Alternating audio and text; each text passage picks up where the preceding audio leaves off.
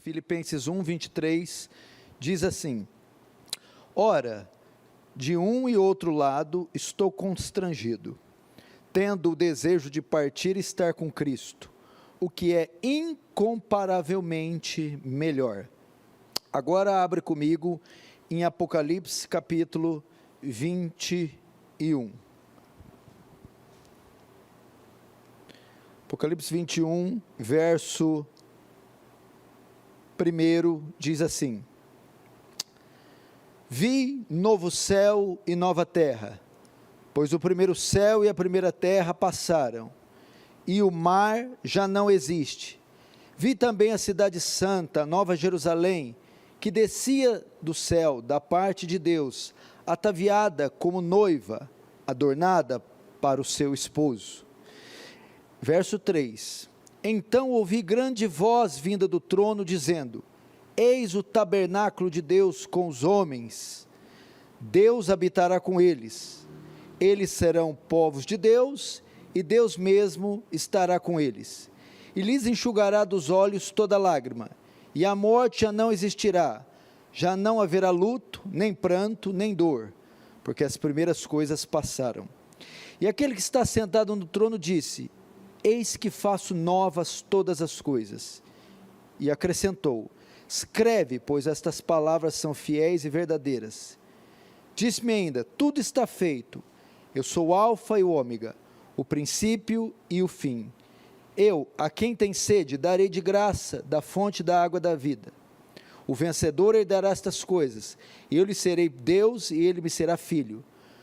Quanto, porém, aos covardes, aos incrédulos, aos abomináveis, aos assassinos, aos impuros, aos feiticeiros, aos idólatras, e a todos os mentirosos, a parte que lhes cabe será no lago que arde com fogo e enxofre, a saber, a segunda morte. Até aí, fecha os olhos, deixa aberto aí em Apocalipse 21, fecha os olhos, vamos orar mais uma vez. Pai Santo, mais uma vez recorremos à sua graça, à sua paciência, sua bondade, sua misericórdia. Socorre-nos, atende-nos, comunica a graça conosco, Senhor.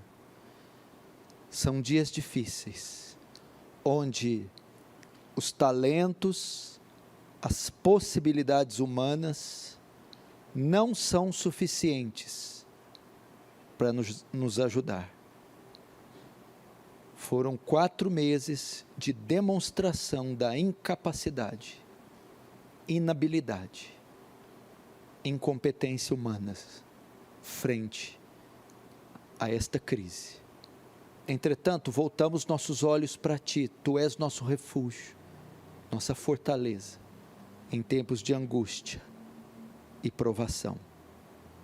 Socorre-nos mais essa vez, de modo que o Teu reino avance, que Tu receba glória para Si, e nos conforme a imagem do Seu Filho, em nome de Jesus. Amém.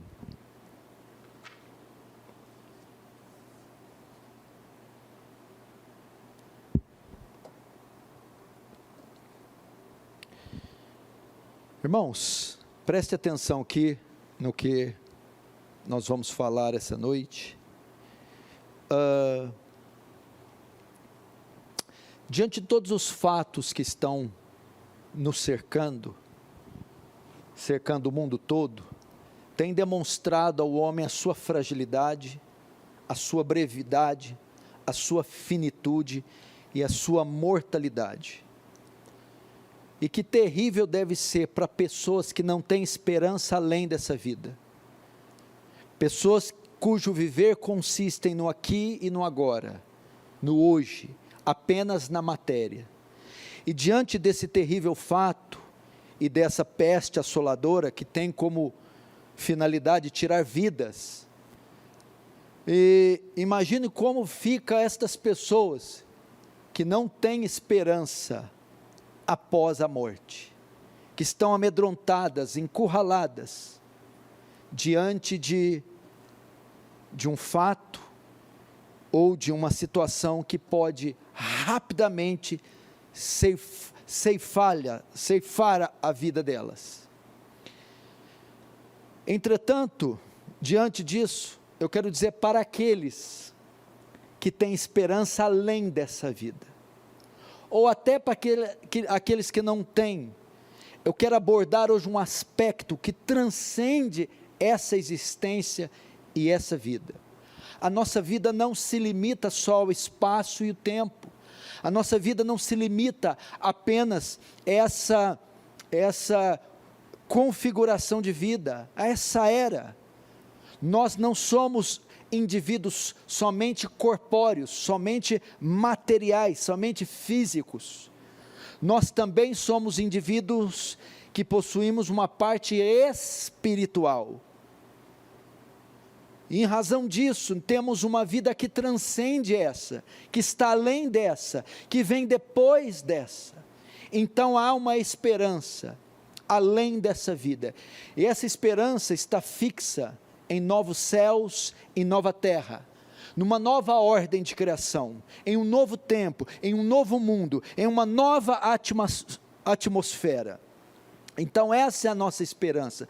Se você está amedrontado com as circunstâncias desse mundo, dessa vida, ou com os efeitos nocivos que essa crise pode trazer, e inclusive até o óbito, eu quero dizer para você não se entristecer ou perder a esperança. A morte é uma certeza inequívoca, todos nós iremos passar por ela cedo ou tarde, mas a morte não é o final dos nossos sonhos, a morte não é o fim da nossa vida, a morte não é o enterro dos nossos sonhos, na verdade a morte é o início do cumprimento dos grandiosos sonhos de Deus para nós. E como cristão, você deve desejar esse dia, desejar o céu. Foi o que o grande apóstolo disse, pronunciou aos filipenses, quando escreveu a eles dentro de uma prisão, diante de todo o sucesso que ele tinha. Nenhum homem em termos religiosos foi tão vitorioso, obteve tanto sucesso como Paulo. Paulo foi responsável por evangelizar toda a bacia do Mediterrâneo, é o maior autor e escritor bíblico canônico, foi o maior pastor, teólogo, missionário, apóstolo, plantador de igrejas, evangelista que já existiu. Ele é mais influente do que todos os Césares Augustos juntos. Ele está entre as mentes mais célebres que já pisou na terra. Um homem que foi ao terceiro céu e retornou. E com todas as prerrogativas, com todas as patentes, as condecorações, as medalhas, Paulo disse: tenho vontade de estar com Cristo, de partir para estar com Cristo, porque isso é ainda muito melhor. O que Paulo está querendo dizer? Eu desejo o céu, desejo estar no céu, anseio estar no céu, porque estar no céu é infinitamente melhor que estar na terra, mesmo com todo o sucesso, com todas as conquistas, com todas as prerrogativas, quer naturais, quer espirituais, que um homem pode ter. Então, o anseio do apóstolo Paulo era o céu, e esse deve ser o nosso anseio. Infelizmente não é isso que eu tenho notado na cristandade. Eu tenho notado que a crise colocou em risco o sucesso dos crentes, colocou em risco os bens materiais dos crentes, colocou em risco a beleza e a estética dos crentes, colocou em risco a possibilidade de frustrar os planos, os projetos materiais dos crentes. Tem causado uma profunda tristeza e angústia saber ou perceber que eles poderão não retornar para suas vidas normais. Então estão ali nesse ato revelando os seus corações, porque Jesus diz: onde estiver o seu tesouro, ali estará o seu coração. E uma pouquíssima minoria, uma pouquíssima porcentagem tem olhado para esse cenário e tem visto nele uma possibilidade de passar dessa vida para outra, uma possibilidade da consumação dos séculos, onde Cristo resgatará o seu povo.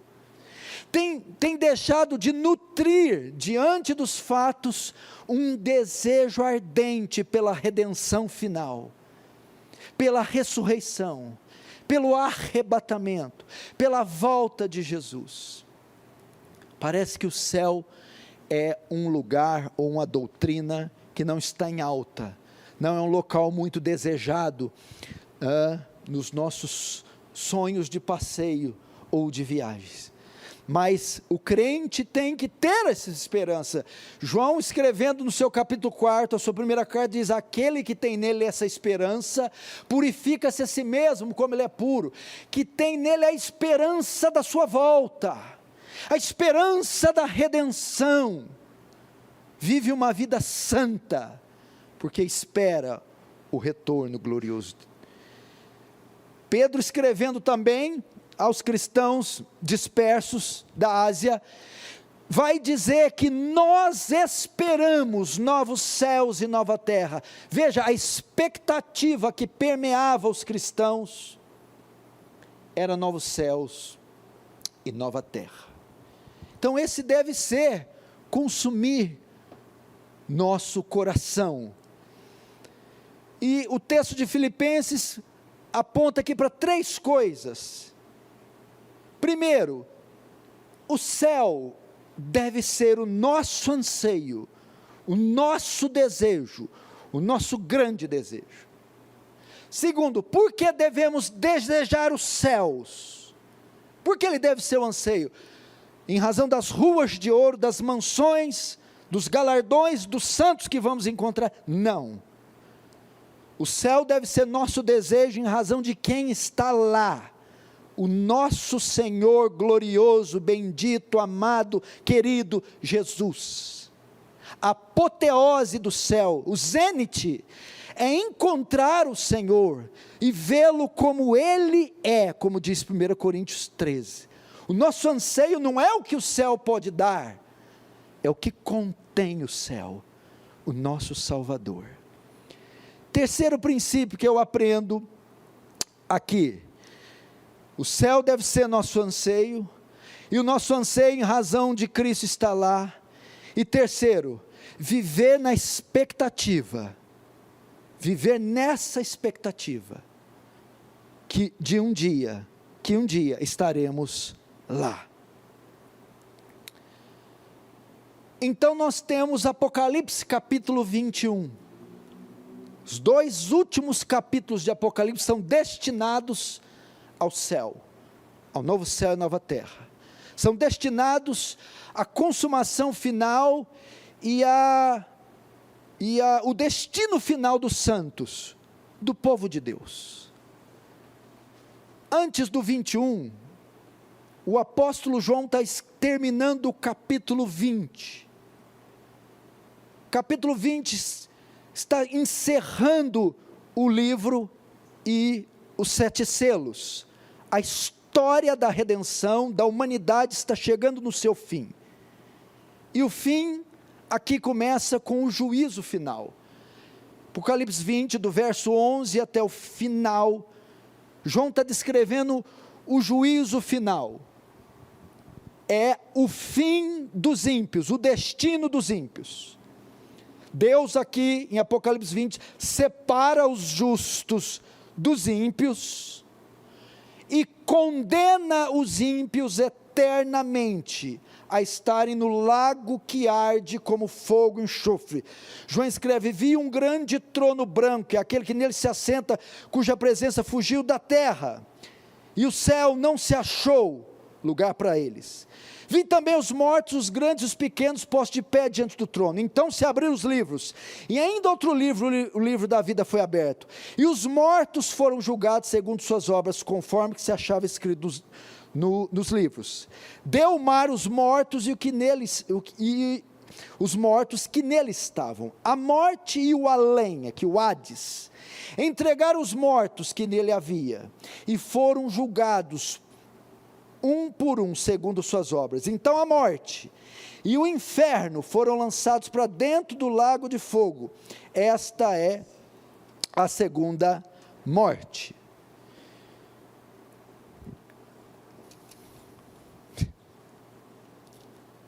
Os defeitos especiais aqui. Então, João, o pano de fundo aqui do texto é o juízo final, o grande trono branco onde ímpios e justos são separados. Então ele condena eternamente os ímpios para sempre, em um lago que arde como enxofre, chamada segunda morte. E agora o capítulo 21, ele vai destinar agora aos justos, vai destinar a os salvos, vai colocar os justos no seu lugar, no seu lar, na sua morada. E esse lar é chamado céu. Antes de nós entrarmos propriamente no texto, e o texto vai nos dar base para isso, como serão os céus que nós habitaremos? Os céus tão falados pela Igreja Católica, pela Igreja Protestante. A primeira questão é: este mundo aqui será destruído? Esse mundo será aniquilado e habitaremos em um céu espiritual apenas em espírito? Muitas pessoas têm a ideia que esta ordem da criação será toda aniquilada, reduzida a nada. Iremos em espírito apenas para o céu. Não, não é dessa maneira. Essa terra não será destruída, não será aniquilada. Ela passará por uma purificação. Passará por uma purificação. Os novos céus e a nova terra onde a igreja habitará, na verdade, não estaremos nem somente no céu, nem somente na terra. Céus e terra se unirão em uma nova ordem de criação, e então habitaremos no novo céu, unido com uma nova terra, agora purificados, redimidos do pecado. Antes de habitarmos, o que Deus vai fazer? Ele purificará a terra e purificará o céu. No antigo concerto, no Antigo Testamento, ele já purificou a terra do pecado através de um elemento. Ele usou a água. Quando o pecado do homem atingiu seu limite em Gênesis 6, a níveis insuportáveis às narinas de Deus, Deus anuncia o seu juízo, ele vai purificar a terra, e o elemento que ele usa é água, e ele envia o dilúvio, e varre toda a criatura da face da terra, purificando a terra. Agora ele fará isso novamente, só que o elemento que ele vai usar não é água, é o fogo, como está em 2 Pedro 3, 7 e 10, que diz: os céus e a terra serão abrasados, consumidos pelo fogo. Deus tem um amor, uma estima por essa terra que ele criou, então ele não vai destruir. Romanos 8 explica isso, que a criação geme, está com dores de parto, esperando a manifestação dos filhos de Deus, ou a redenção. O que é isso? A criação fala aqui do cosmos, sol, lua, estrelas, animais, gemem, porque estão sujeitos ao cativeiro da corrupção, a queda, a mancha, estão contaminados.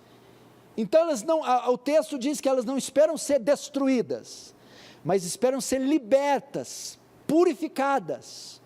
Então Deus purificará esta terra com o fogo, porque a morte de Jesus não foi para redimir, foi para redimir todo o cosmos. Eis o Cordeiro de Deus que tira o pecado do mundo, que aniquila todos os efeitos do pecado em toda a criação. Então esta esfera terrena não será aniquilada, será purificada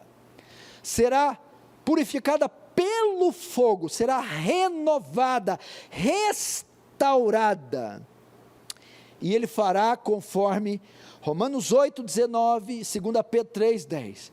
Entretanto, não só a terra passará por uma purificação, porque ela foi manchada pelo pecado, pela queda, o céu também foi manchado, o céu também passará por uma purificação. Se você lembrar, Satanás, junto com os anjos rebeldes, liderou uma rebelião contra Deus. Então o primeiro pecado não ocorreu na terra, ocorreu nos céus. É que então Deus os expulsa, e você conhece toda a história. O céu também recebeu uma marca do pecado. Então esse fogo que purificará a terra, passará também pelos céus, e purificará também os céus. Então, o céu e a terra não serão aniquilados, e Deus iniciará uma criação do nada. Vai ser como Jesus na ressurreição. Ele tinha uma espécie de corpo, e agora ele continua com o mesmo corpo, depois da ressurreição, mas glorificado, aperfeiçoado, renovado, reestruturado. Por que Deus vai recriar também o céu? Por que Deus não recria, purifica, renova só a terra? Ao purificar também o céu, Deus mostra qual é a intenção dele para conosco. O céu aqui é a casa dele, é a habitação dele. Ao purificar também o céu e unir com a terra, ele demonstra o desejo de habitar conosco, de abrir seus aposentos, sua casa, para nós habitarmos com ele. É isso que Deus tem para nós. Agora, diante desta pequena introdução, o que é a Covid-19? O coronavírus, o desemprego, o que é uma vida que não passa de um punhado de décadas, comparada ao espetáculo que Deus tem preparado para o seu povo, a glória imarcessível, perene, que Deus tem preparado. Então esse deve ser um anseio. Eu gostaria que vocês estivessem como alguns ficam, e eu tenho ficado ultimamente. Sabe quando você já não vê mais sentido nisso aqui? Não vê mais beleza, prazer, não vê mais significado, um mundo cíclico, um mundo vil, sem propósito. Fico imaginando como é que vivem as pessoas que não têm Cristo. Comprar, vender, comer, dormir, engordar, envelhecer, morrer, não faz sentido. Nós não, temos uma missão, e após cumprida essa missão, nós de fato estaremos da onde viemos.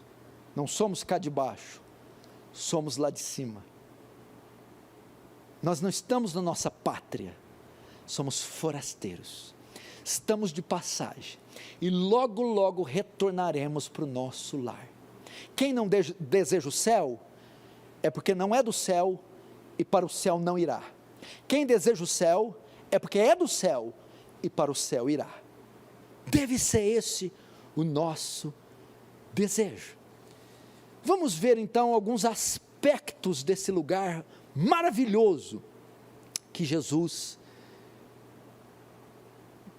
comprou para nós. Apocalipse 21, verso 1 diz: vi um novo céu e a nova terra, pois o primeiro céu e a primeira terra passaram. Vi o novo céu, a palavra novo aqui é kainos, não dá ideia de novo no sentido de feito do nada, fala novo quer dizer em qualidade, criado a partir do que existe. Então eu vi um novo céu e uma nova terra.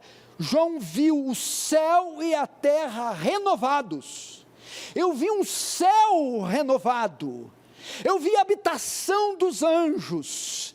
Eu vi a habitação na glória, todos renovados. E eu vi também uma nova terra. Eu vi a criação toda passando por uma transformação. Todo o cosmos foi transformado. É isso que quer dizer, vi um novo céu e uma nova terra. Vi um céu renovado, um céu transformado, um céu purificado e uma terra purificada do pecado.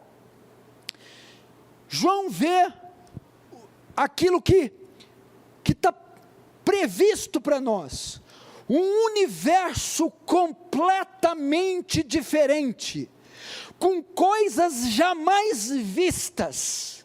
A antiga ordem passou, a antiga criação findou-se, acabou-se, os séculos finalmente se consumaram. É isso que Deus tem para o povo dele, algo novo, renovado, algo que sobrepuja em muito essa velha ordem, essa velha criação. Veja, meu irmão, que prêmio estupendo Deus tem para nós, porque o primeiro céu e a primeira terra passaram. Graças a Deus, essa ordem, recheada de pecado, iniquidade, temporalidade, futilidade, frustração, vai terminar. Nós não veremos o mal para sempre, a morte para sempre, a dor para sempre, a corrupção para sempre, a feiura para sempre. Isso um dia vai terminar e vai passar. As primeiras coisas passaram, foram desfeitas, desconfiguradas, desintegradas. E agora, uma nova ordem de criação é feita. Viu o novo céu, a nova terra, e a primeira terra passar, e o mar não existe. Aqui tem algumas interpretações, mas há uma interessante. As novas configurações do céu, nas novas configurações do céu, não haverá necessidade de mar, não vai haver necessidade de um mar. Por quê? Porque de certa forma, os mares e os oceanos separam povos de povos, continentes de continentes. Uma das finalidades dos oceanos é fazer isso. Separar, fragmentar, dividir, fracionar a terra em povos, etnias. Como no céu haverá um só povo, a igreja do Deus vivo, não haverá necessidade daquilo que as separe, porque estarão unidas, juntas, em um mesmo coração, uma mesma mente, uma nova criação. Por isso não há necessidade do mar. Que coisa gloriosa, meu irmão. Hoje você conta com racismo, xenofobia, distinção de raça, cor, etnia, credo, e é a grande razão das guerras e contendas e chacinas. Crimes são cometidos por causa de cor de pele, por causa de aparência. Pessoas são privadas da presença das outras, se mantêm distantes umas das outras, mas no céu há lugar só para um povo, só para um coração, para uma mente. A palavra que vai classificar o céu é unidade, união. Que coisa gloriosa. Verso 2: vi também a cidade santa, a nova Jerusalém que descia do céu, da parte de Deus, ataviada como noiva, adornada para o seu esposo. O que será que João está vendo aqui? Ele está na terra, e ele está vendo o céu, mas ele vê do céu descer algo para a terra.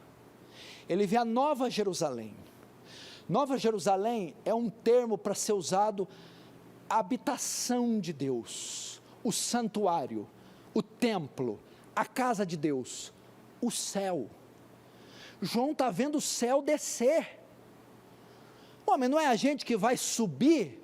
Por que o céu vai descer? E ele mostra que o céu, essa nova Jerusalém está com uma roupa estranha. Ela está com vestido de noiva. Ela está cheia de véu, de grinalda, ela está descendo para cá. Uai. Eu só conheço essa figura de linguagem num casamento, quando está todo mundo esperando, a última a chegar é a noiva. O que significa?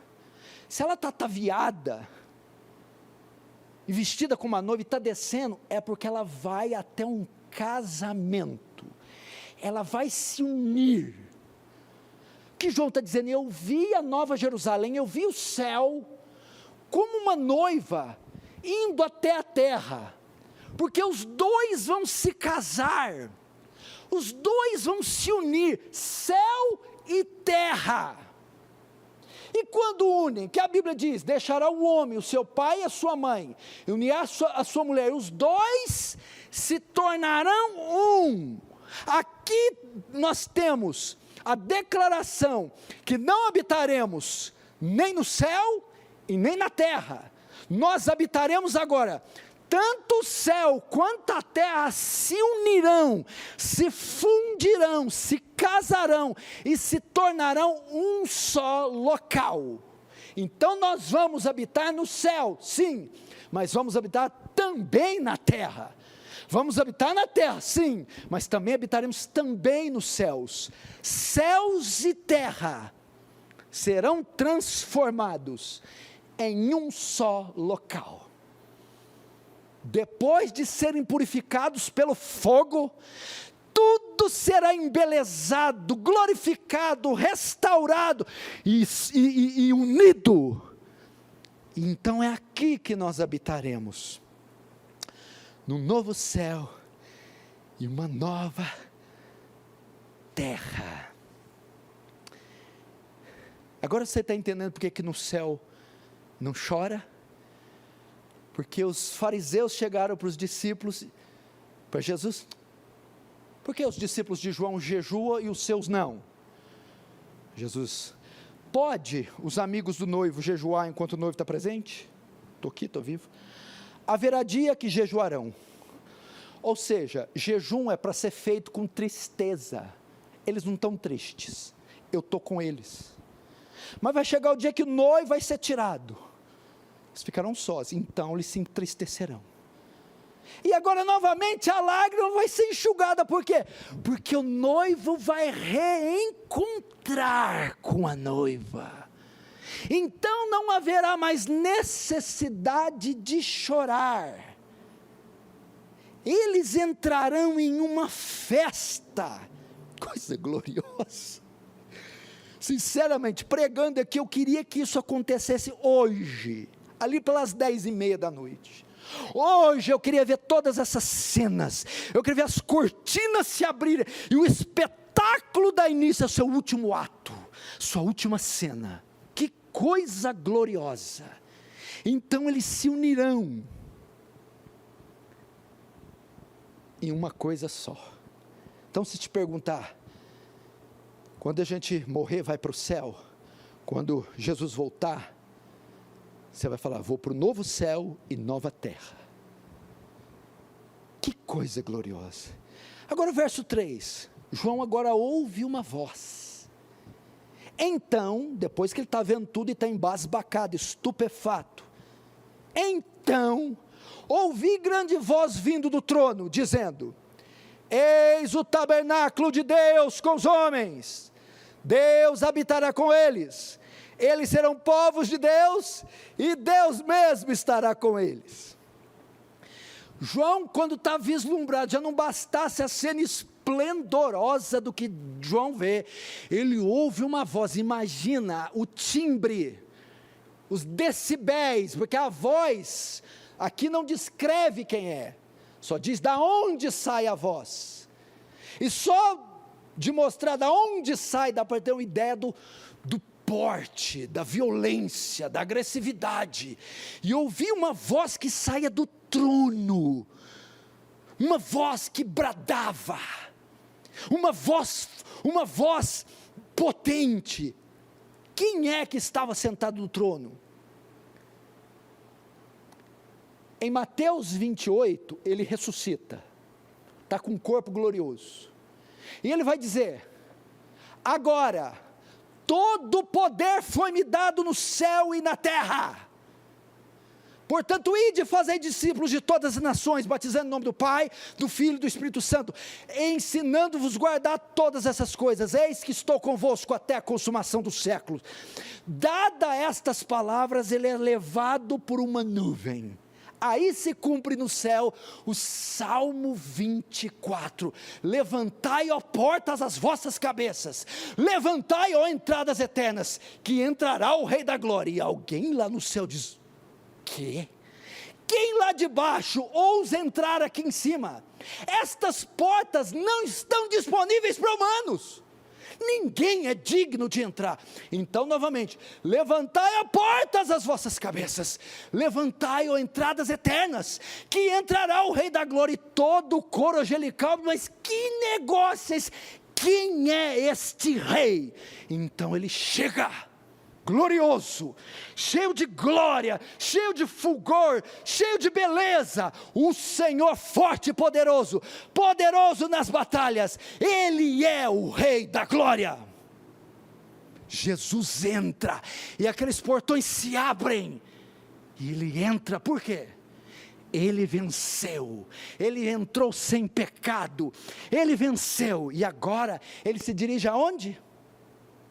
Não ao átrio, não ao santo lugar, mas lá onde Davi estava, lá no trono, no santo dos santos, na sala do trono.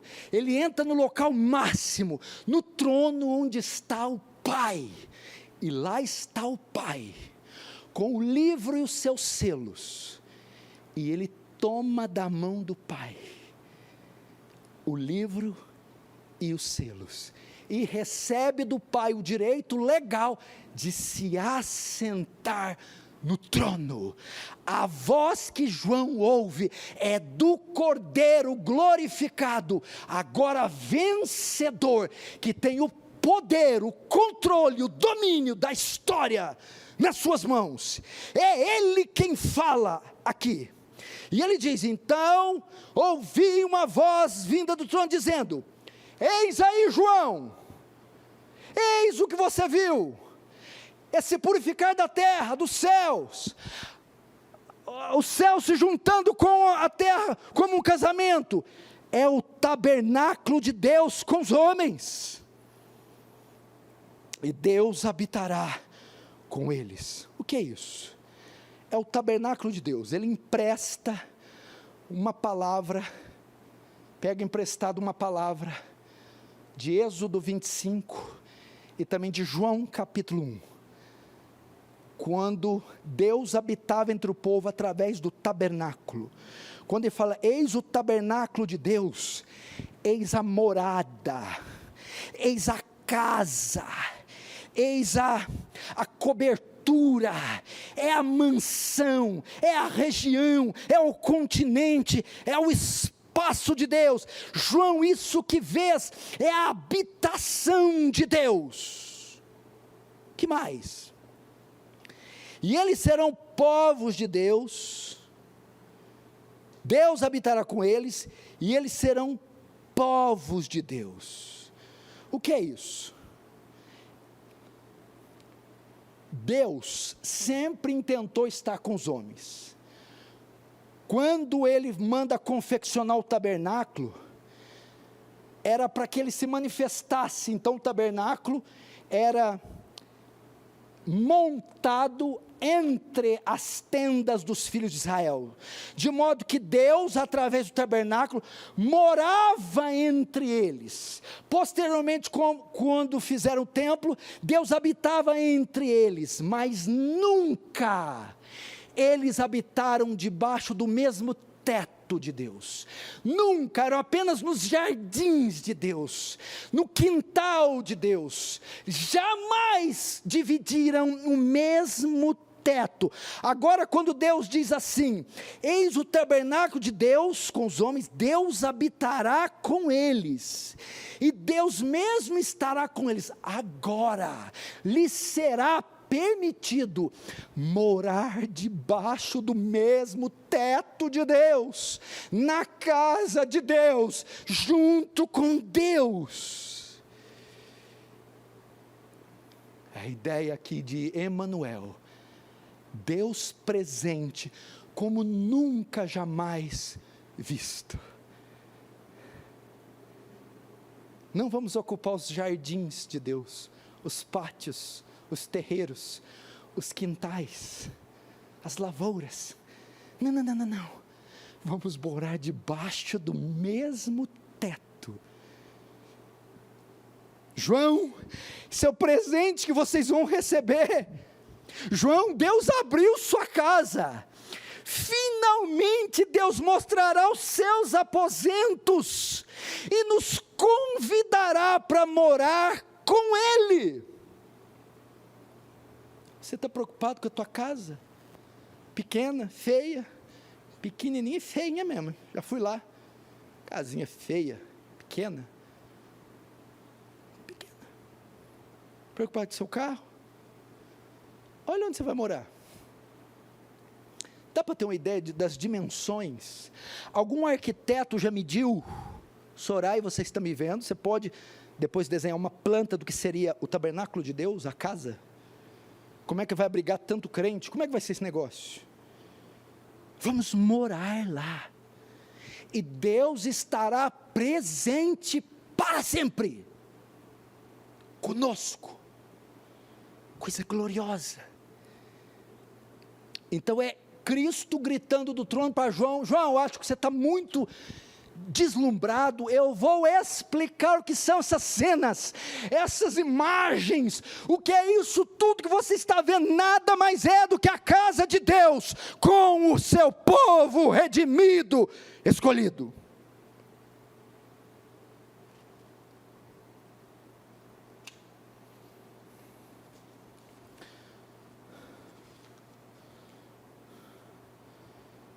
Agora ele vai falar do estado das pessoas no céu. Qual a condição emocional, psicológica, espiritual do céu? Vamos ver a condição. Como é que é o ambiente? Você tem medo de mudar, não tem? Mesmo que fala, ó, você ganhou um apartamento no Rio de Janeiro, você fica com receio. Como é que vai ser o Rio? Vou ter que correr de fuzil. O que é o negócio? De fuzil você não corre não, você corre da bala. Ficamos receiosos quando nós nos deparamos com novos ambientes. A mudança sempre gera em nós pânico, medo, receio. Mudar de cidade, de estado, de país, de continente, a mudança geográfica, novas pessoas, métodos, culturas. Como vai ser esse novo lugar? Como é o espírito? Qual é o ambiente? Qual é o espírito que vai reger esse lugar? Olha só o verso 4. E lá, ele lhes enxugará dos olhos toda lágrima. Lá, a morte não existirá, ela não tem permissão para entrar. Lá já não haverá luto, nem pranto, nem dor. Razão? As primeiras coisas passaram. Qual é o ambiente? Primeiro, lágrimas. Quando diz aqui que não haverá lágrimas, o que nos leva a chorar? O que leva o homem a ver verter suas lágrimas, tristeza, dor, decepção, doenças, tragédias, defeito, desespero, frustração, perseguição, calúnia. É o que essa esfera nos propõe. Quando o pecado entrou na terra, Deus diz: maldita é a terra por tua causa, do suor do teu rosto comerás, em fadigas obterá o teu sustento. O Senhor diz: jamais haverá possibilidade de paz nessa terra, jamais haverá possibilidade de completude, de alegria, porque ela está debaixo de maldição. Não pode haver. E essa é a composição desse tempo. Não adianta procurar canais de notícia, procurando boas notícias, não haverá nada. O mundo está caindo ladeira abaixo. É só em um mundo refeito. Entretanto, lá no céu, não haverá motivo algum que nos leve a chorar. Por isso Ele enxugará toda lágrima, não haverá necessidade de chorar, não haverá tristeza, decepção, não haverá essas coisas, nada que possa tirar a nossa paz, nada que nos cause desespero, lugar de paz constante, perene, eterna. A ausência total de tristeza e de tragédia. Que mais? Esse é o Espírito do céu. Então, filha, você que está pensando em levar lenço para viagem, esqueça, você não vai usar. Esqueça de papel, de pano, esqueça. Nem de alegria você vai chorar lá. Deus não vai deixar. Choro não entra, não tem jeito. Que mais? Não, o Espírito não enxugará dos olhos da lágrima, e a morte já não existirá. A morte não existirá. Por que a morte não vai existir? Porque 1 Coríntios 15, 53 diz: tragada foi a morte na sua vitória. Onde está a morte, a sua vitória? Onde está o pecado, o teu aguilhão? Ora, o aguilhão do pecado, o aguilhão da morte é o pecado, e a força do pecado é a lei, mas graças a Deus, que nos dá a vitória, por meio de Cristo Jesus. A morte não vai se atrever a passar por aqueles portões. Ela foi tragada. A morte na morte, na morte de Cristo, na sua morte, Ele mata a morte. Está morta. Está morta.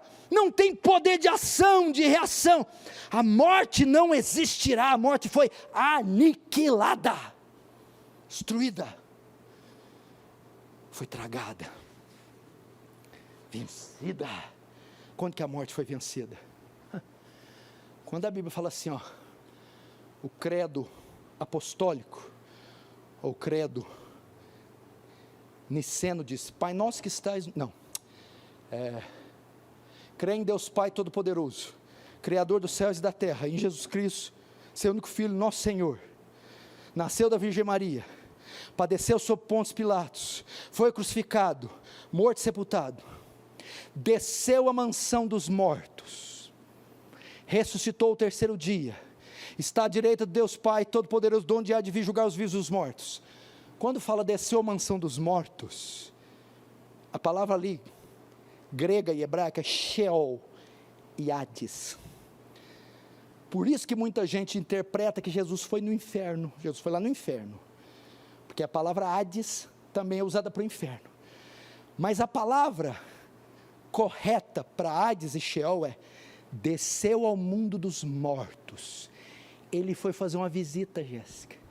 Imagina a maldita visita todo mundo. A maldita sai com a foice e vai levando um, vai levando outro, vai levando e vai levando, e a maldita não tem oponente, e todo dia ela bate na porta de um, do outro, mas teve um dia que ela recebeu uma visita, toque, toque, toque. Quem era? Jesus foi visitar a morte, foi na casa dela, e ele a matou por asfixia, ele a matou a morte, porque ao morrer, presa sobre ela as ânsias, ele arrebenta e ressuscita dos mortos, pondo em falência a morte. Matou-a na sua casa. Ela recebeu a visita mais inesperada. Foi o Rei da vida, o dom da vida, o Senhor da vida, Jesus. E ele ressuscita. Então, você pode dizer com deboche, com requintes de deboche: morte, onde está a morte? A sua vitória. Tragada foi a morte na sua vitória. E em razão de não existir morte, olha lá, não haverá luto, já que não vai existir morte, não vai existir aquele que acompanha a morte, o luto, o velório, o cortejo fúnebre, não vai ter luto. Agora, com o coronavírus, qual é a prática mais comum dos últimos meses? Luto, velório, óbito, cremação. E vou te falar até mais.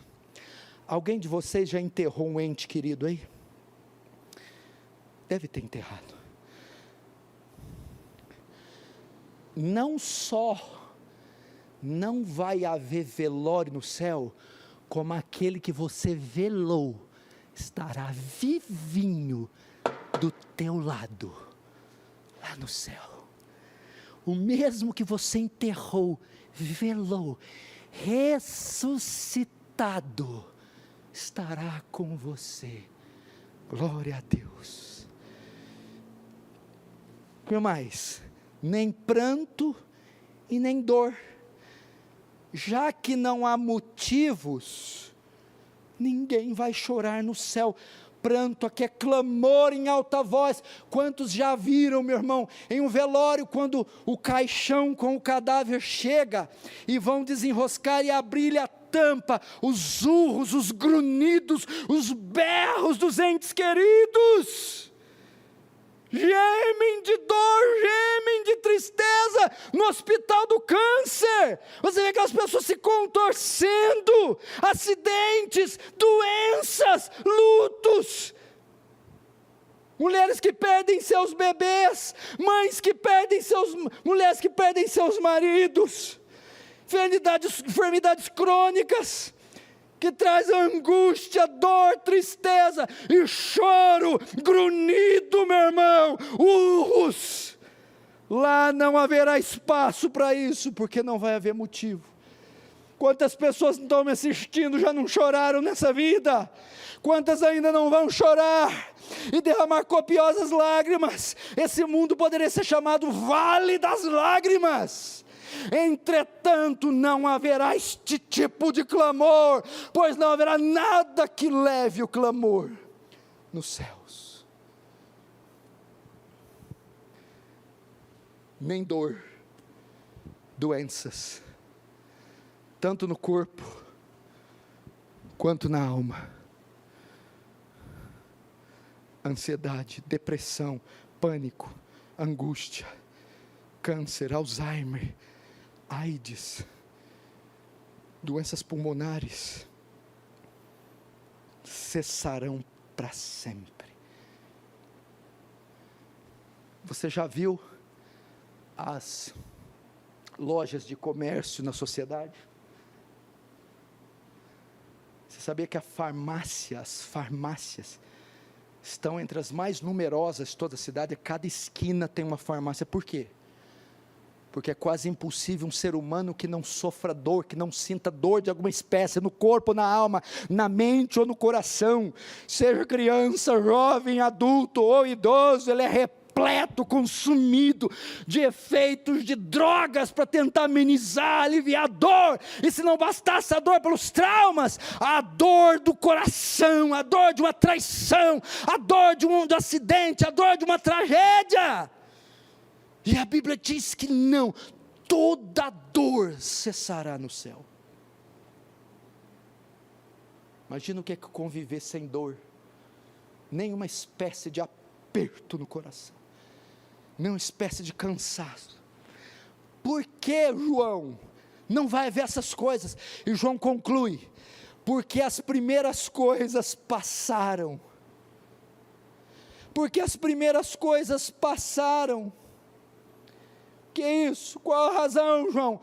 Tudo que tinha a ver com a antiga criação passou, tudo de ruim, mortal, perverso, catastrófico, cessou, passou, acabou. Por essa razão, nessa esfera da criação, não haverá tais coisas. Verso 5, e ele prossegue, repetindo novamente o conteúdo dessa criação. E aquele que está sentado no trono disse: eis que faço nova todas as coisas. E acrescentou: escreve, porque essas palavras são fiéis e verdadeiras. Novamente, aquele que está sentado novamente emite uma outra rajada, uma outra trovoada, um outro sinal, uma outra mensagem para João. Diz: ei João, eis que faço nova todas as coisas. Novamente ele está dizendo: João, uma vez que as primeiras coisas passaram, elas terão obrigação de dar lugar às novas. Novamente ele repete: tudo que você vê está sendo renovado, tudo que você vê será restaurado, tudo que você vê passará para algo infinitamente melhor. Por que Deus repete aqui? Você tem que entender uma coisa, vou te ensinar um princípio, você nunca esquece. A Bíblia é cristocêntrica, viu? A Bíblia é a respeito de Cristo, tudo aponta para Cristo, tudo é Cristo. Ele repete sim, porque ele está dizendo aqui: João, o que você está vendo, todo esse processo magnífico, glorioso, é resultado da obra redentora do meu Filho. Foi a cruz que causou tudo isso, foi a morte, sepultamento, ressurreição, a ascensão aos céus. Isso que é resultado final do plano redentor. Ou seja, a obra de Cristo na cruz é tão gloriosa, esplêndida, que ela alcançou todas as camadas da criação, e ela afetará, transformará todas as camadas da criação. Veja que coisa gloriosa. Quando você prega o evangelho para uma pessoa: filho, você não está falando uma mensaginha de quinta, que vai melhorar a vida ou curar dor de cabeça. Você está falando algo que depende da história. A história depende, o cosmos depende, as partículas que vivem no cosmos dependem da cruz de Cristo. Glorioso demais. Tem que avançar aqui. E acrescentou: escreve, porque essas palavras são fiéis e verdadeiras. É simples. João, vês? Vejo. Ouves? Ouço. Anota. Porque tudo isso há de acontecer. São fiéis. Primeiro, são verdadeiras. Isso é a verdade. É a boca de Deus que está dizendo. Segundo, fiéis. Hão de se cumprir. Cada Jorge, cada tio, irmãos, esses dias está chegando e a garantir essa palavra, fiéis e verdadeiras. Escreve, João, porque estas palavras são fiéis e verdadeiras. elas hão de acontecer. Verso 6, vou apressar aqui, disse-me ainda, tudo está feito, eu sou o alfa e o ômega, o princípio e o fim, eu a quem tem sede darei de graça, da fonte da água da vida.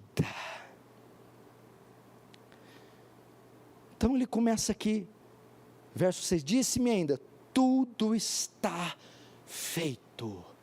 A palavra feito no grego quer dizer tornar e não fazer. O que Jesus está dizendo aqui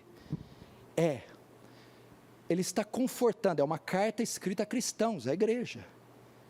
Gente, fiquem tranquilos, vocês que estão sob o jugo de Domiciano, sob pestes e governos totalitários, calma, tudo está feito, significa, a nova criação está concluída. Deus, que é atemporal, que está fora do espaço ou tempo, Ele já vê a redenção, Ele já vê a redenção da criação, Ele já vê a transformação do cosmos, como algo concluído. Que coisa gloriosa! E quando Ele diz, vendo que já está concluído, e quando Ele diz, está feito, Ele está querendo dizer, isto que vocês ouvem, isto que vocês veem, isto que está profetizado, é irrevogável, é imutável, está feito, concluído, acabado, consumado, está feito, a obra da criação, da redenção está completa e terminada, e ninguém a desfará. E para provar que não vai desfazer, ele continua, eu sou o alfa e o ômega. Alfa, a primeira letra do alfabeto grego, ômega, a última letra. O que é isso? Eu sou o alfa, o começo, o fim, a fonte, a raiz, de onde tudo provém. E ômega, eu sou a consumação. Quando ele diz alfa e ômega aqui, Jonas, Lucas, só falei 2, viu? Quer dizer que não tem muita gente aqui não. Ele está querendo dizer aqui, isso aqui ecoa em Filipenses 1,6. Porque você ouve essas coisas gloriosas, mas vem o medo. Será que isso vai concluir? Será que eu chego lá? Será que isso acaba completo? Olha o que eu estou passando. Quando diz sou o alfa e o ômega, está dizendo, aquele que começou a boa obra em você, alfa. O início, aquele que te chamou, que te redimiu, que te salvou, há de completar até os dias de Cristo, ômega, eu completarei o que comecei na sua vida. Ai, se eu fosse pentecostal agora. Verso 6, ok? Agora tem algo tremendo aqui, agora ele deixa um pouco a cena para a igreja, e vai se dirigir aos não cristãos, aos ímpios. Olha o que ele diz, olha como é que ele é misericordioso. A Bíblia também é um livro cheio de misericórdia. Olha lá, eu, a quem tem sede, darei de graça da fonte da água da vida. Mas o que tem a ver isso? Ele está descrevendo sobre o céu, ele para falar isso? O que é isso? Aqui Cristo para e faz um apelo para aqueles que ainda não pertencem ao seu reino. Vejam tudo isso, vejam quanta riqueza, livramento, escape, promessas, feitas ao meu povo, e são destinadas apenas para o meu povo, de modo que todos aqueles que estão fora, não aproveitarão, não participarão. Entretanto, há uma esperança, há tempo, para aqueles que estão de fora, e para aqueles que não estão dentro ainda, eu faço um convite, quem tem sede, vem, ele faz um pedido àqueles que não pertencem. Quem tem sede é o perdido, quem não experimentou da água da vida, quem não é salvo, vem. E aí, beba de graça da água da vida. Requisito? Fé. O que o Senhor está dizendo aqui? Para vocês que estão me assistindo, para os milhões e milhões que ainda não têm a Cristo, não rejeita a oferta da salvação. O Senhor mesmo é quem faz. A quem tem sede, a quem está no desespero, a quem está falido, arruinado, perdido, imergidos em pecados, fadado à desgraça e ao juízo, eu darei de graça, não há que pagar, venha, pela fé receba o perdão, receba a salvação. Isso dá 2 princípios para nós. Primeiro, aqueles que me ouvem, venham. Afastados, venham. Desviados, venham. Incrédulos, venham. Mortos, falidos, quebrados, depressivos, vazios, venha de graça. Tome da água da vida. Segundo, aponta para a igreja. Igreja, ofereça água aos perdidos. Há tempo ainda para perdão, para redenção. Há tempo para eles desfrutarem desse paraíso. Venha.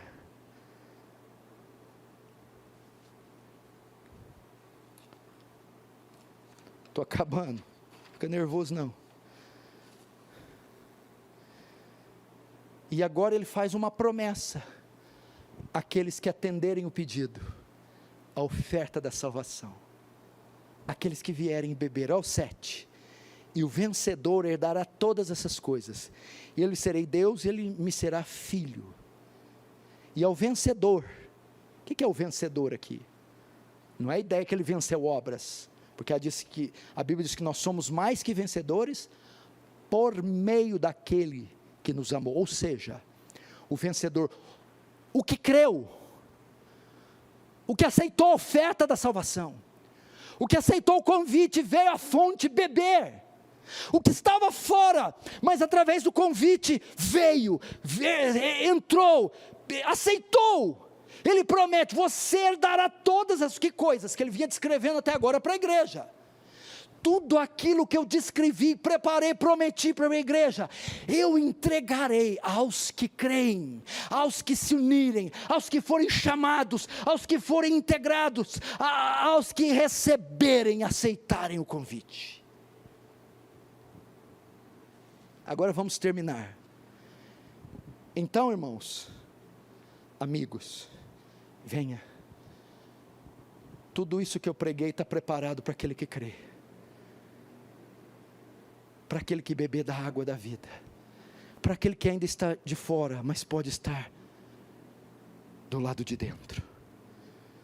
Agora nós vamos encerrar fazendo um contraste sombrio.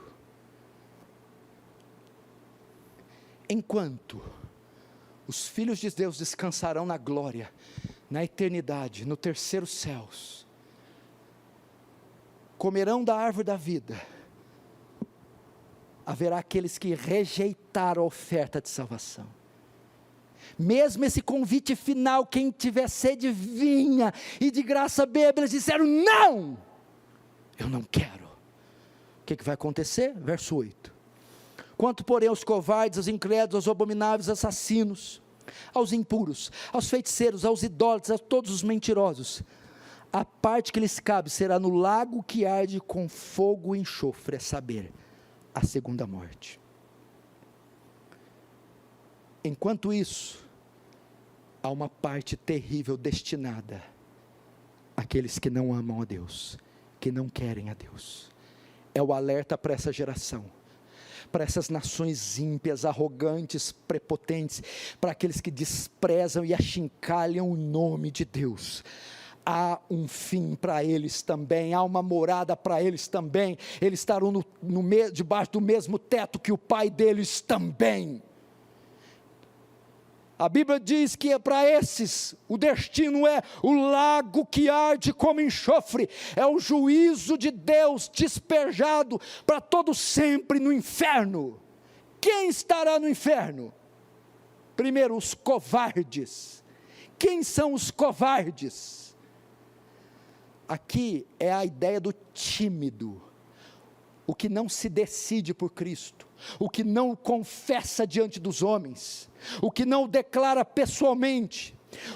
É aquele que João diz, saíram do nosso meio, porque não eram dos nossos. São aqueles que negam Cristo diante dos homens, que não se assumem, que não se posicionam diante de Deus. Segundo, incrédulos, os ateus, agnósticos, os que apesar de todas as evidências da existência de Deus, violam a sua consciência e tiram Deus da sua vida, eles conhecerão a Deus naquele dia. Terceiro, os abomináveis. O que são abomináveis? Que praticam abominações. Homens e mulheres imergidos em uma fossa de iniquidade, e fazem coisas que os canais de comunicação já estão mostrando, atos bizarros e descarados de blasfêmias, contra o pudor, contra a família, contra Deus, abomináveis. Os assassinos, tanto os que tiram a vida das pessoas, quanto aqueles que odeiam seu semelhante, que se fazem como assassinos, disse João. O texto ainda diz, aos impuros, aqui fala da perversão sexual, pessoas pervertidas sexualmente, prostituição excessiva, práticas contrárias à natureza. O nosso mundo gradualmente está afundando em orgias, em um lamaçal de imoralidade sexual jamais visto. Esses serão condenados. Feiticeiros, magia negra, ocultismo, com uso de drogas, sacrifícios, incensos, sangue derramado, toda sorte de tentativa com o oculto, será condenada. Idólatras, tanto ídolos feitos por mãos, quanto ídolos feitos por coração. O que é o idólatra?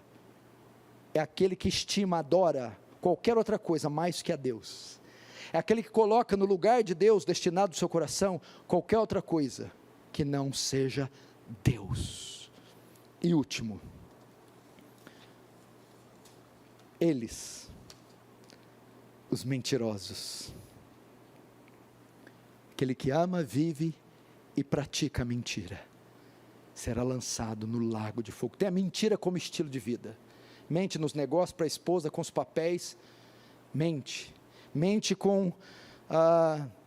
no seu trabalho, mente com seus olerites, a sua vida é uma mentira. A Bíblia diz que todas essas categorias serão destinados ao lago que arde como enxofre.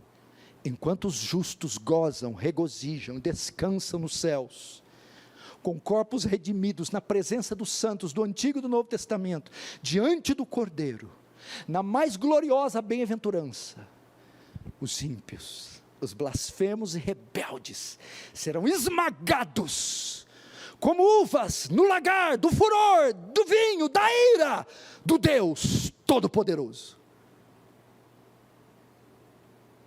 Para aquele que me vê e não se decidiu, que tem resistido à oferta da salvação, se arrependa, torne para Cristo.